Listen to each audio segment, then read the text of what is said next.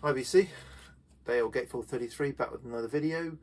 This is going to be my March 2024 Lost in the Collection video, and this I think is my 7th attempt at this video. I keep getting interrupted or I've forgotten something or I've missed something, so fingers crossed you're getting this one warts and all.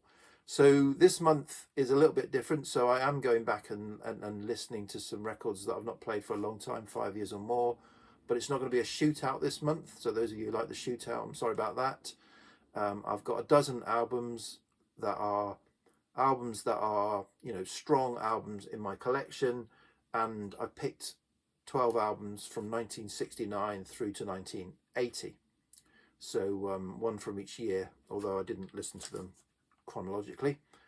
So however, there is a little bit of jeopardy in this because one of the records wasn't quite as good as I remembered and probably won't be staying. So I'll you can guess as I go through. I'll hold each record up, maybe pause for a second if I remember before I start talking about it, and you can guess if it's the one that's going or not.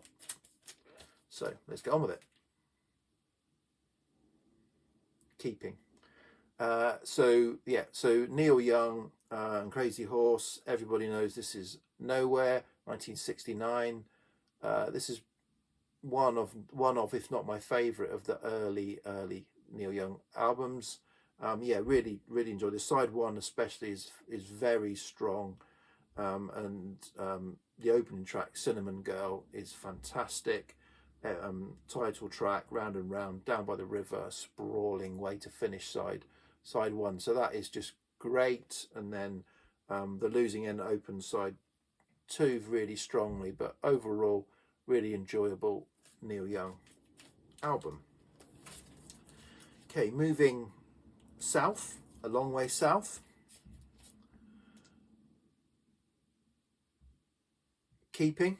So 1973, Leonard Skinner.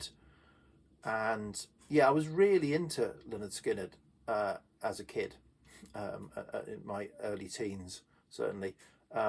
Kind of, although Pink Floyd was my gateway in, for some reason around the same time I got a tape, Gold and Platinum I think it was called, compilation tape of Leonard Skinner, and then kind of picked up some other, or got someone else to record some other tape. So yeah, really do like, and this is a great album.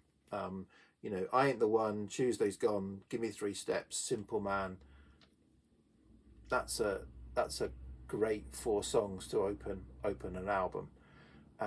So really enjoyed this kind of nostalgia trip. What I will say though is I was thinking, oh, Freebird, what do I think about that? Is that one of those songs that I've just heard too much and I don't really need to hear? So when it got to it, I really did enjoy it actually. However, it isn't the Freebird that I like the most. That cassette, that Gold and Platinum cassette that I had, side one of that cassette used to finish with the live version of Freebird, and I think that's what I would expect to hear. The what song is it you want to hear? Freebird, that one. But good anyway. Okay, coming back over the Atlantic, we've got some, I don't know, what is it, pop prog whimsy, Stackage and their album Friendliness. So this is from 72. Yeah, really enjoyed this. I've had several different albums by Stackage, and they've all gone apart from this one. This is the one I think that encapsulates them best for me. It is kind of pleasant, slightly obscure, slightly weird, slightly whimsical or amusing take on pop prog, all done really well. Really enjoyed this. Okay, back over the Atlantic. Keeping. 1971, and If I Could Only Remember My Name by David Crosby. So I'm keeping this, but I will admit I do blow hot and cold on this album. this is to me more of a mood piece. It's got a feel to it. It kind of meanders, with sort of, doesn't really say anything or do anything. So if you're in the right mood, and the mood is right, this is a great album. And I happen to be in the right mood when I listen to it this time. It kind of, you know, works its way through the Laurel Canyon hills, and so yeah, it's got a nice feel to it, and so yeah, I did enjoy it this time. Okay, back over the Atlantic, possibly UK, possibly Berlin. Keeping. So Heroes, 1977, part of the Berlin trilogy. Yeah, a good David Bowie album. Not in my top 5, I don't think. And yeah, side A has got the kind of the hits, or certainly got the sort of more rock songs, pop songs on it, and then side B is more of a mood piece itself, an ambient, and you know, I enjoy side 2 better than side 1, or best, and yeah, so enjoyable keeper of a Bowie album. Let me just turn the page.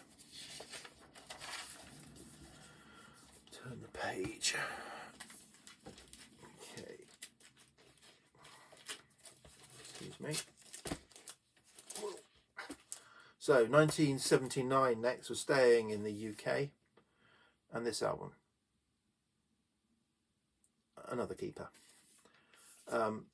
Probably my favourite Motohead album. Motohead are probably my favourite of the heavy metal bands, if you call them heavy metal. And this, yeah, enjoy this. This has got some phenomenal, just immense drumming on it. Opening Overkill just batters you with the drumming, and then kind of quite a big sound. Obviously, as you'd expect from a heavy rock album. Overkill, Stay Clean, I Won't Pay Your Price, I'll Be Your Sister, and then the phenomenal Capricorn to finish. And on side B, obviously, it's got Metropolis, another one of those phenomenal. In fact, Capricorn and Metropolis have got, to me, a bit of a Hawkwind feel to them. They're very thick, sludgy, heavy, dense rock songs. Yeah, this is a record store day one I got several years ago. That's on kind of splatter vinyl. If I'm honest, the sound on this wasn't as thick and heavy as I was expecting or hoped. I think the CD is a, you know, different. So this is, although this is fine, it's flat and quiet pressing, and sounds great, or sounds okay. It's not as great as it could be, and I think I will be looking out for a different press of this, maybe an original. Yeah, but as far as the music goes, great, a great album. That was 79, if I didn't say. 1974 now. Keeping. So Bob Marley and the Wailers, Natty Dread. Is it the second album? Is it the second album or third? Second or third. Yeah, this is a bit of a kind of, it's a bit more sort of stripped back roots reggae style, I think. He says knowing not a lot about reggae. And yeah, so for me, this is a good album, but not great, because a number of the tracks from this album will appear subsequently on the Bob Marley Live album, and I think I prefer them in that live setting. So Lively Up Yourself on this isn't very lively. Lively Up Yourself on live is more lively. There's a lot of lives there. No Woman No Cry is a song that, if I'm honest, I've never been a massive fan of that song. You know, it is a great song, but it's just not. I don't think it's as great as it is regarded as, if that makes sense. Then Bully Fall, But We Hungry is brilliant. Rebel Music, 3 O'Clock Roadblock is probably my favourite track on the album. side one of this is a great side. But Natty Dread is pretty good. Talking Blues is pretty good. So yeah, it's a good album. Not my favourite, but certainly a good album. From 74, if I didn't say. 1978 next. Keeper. This is fantastic. I really enjoyed this. This was just a really enjoyable listen. Huge production on this. Just sounded great. Sly and Robbie playing on this and producing it. I think they're producing it. But yeah, it says Chris Blackwell produced it, but you know, certainly playing on it anyway. Yeah, this is just a really enjoyable album. Warm Leatherette, Private Life, a great kind of opening songs. Some good covers on here that Grace does really well. So yeah, just overall a really enjoyable listen. Okay, keeping.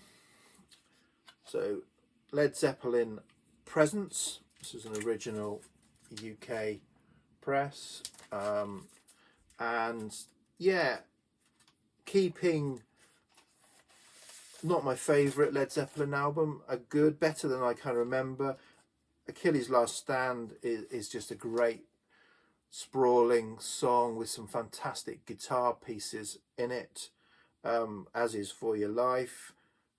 Royal Orleans Closing Side 1 is a bit more of an angular song, but yeah, overall an enjoyable, you know, not my favourite, but an enjoyable Led Zeppelin album, and definitely a keeper.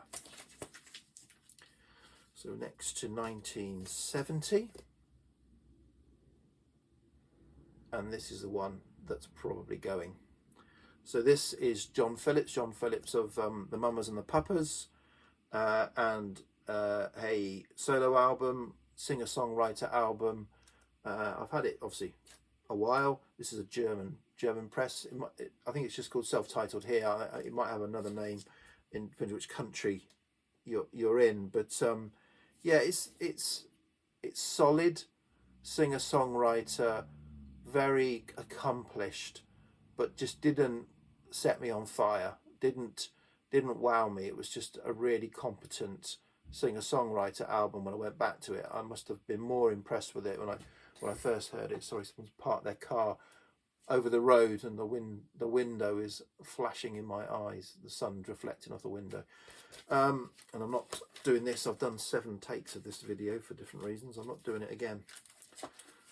So the last 2 then are safe. So what's next? 1980 next, and more specials. So the second specials album, and you know, one that I would often overlook for the first one. But yeah, this is great. Really enjoyed this. Really enjoy yourself. Enjoy yourself. Man at CNA. Hey Little Rich Girl. Do Nothing. You know, that is a really kind of great set of songs. Bell's Cafe. Yeah, it's okay. But yeah, even side 2 as well. Really strong ska songs, often with a kind of darker undertone to the lyrics and the message. But yeah, enjoy this. That window is getting on my nerves, but only got one more to go. Okay, so finally we're left with 1975, and another immense album, Bob Dylan's Blood on the Tracks. Again, this is probably in my top 5 Dylan albums. His kind of breakup album. You know, the first 4 tracks are just brilliant, and You're a Big Girl Now is probably my favourite track on the album. Really love that track. But yeah, it's just a great album. 52 minutes. 52 minutes. That's pushing it for me. But 52 minutes of quality. You know, Tracks 1 to 4, immense. I think it's slightly less with the end of track side 1 and the opening of side 2, but then side 2's tracks 2 to 5. I really do like the Lily Rosemary and the Jack of Hearts. I do like those Dylan kind of rolling story songs with that rolling rhythm to them, and that one is no different. So yeah, really good album for me. There you go, 12 records for March, and yeah, 12 good uns. One not quite good enough, but 12 good uns. Okay, cheers VC, bye.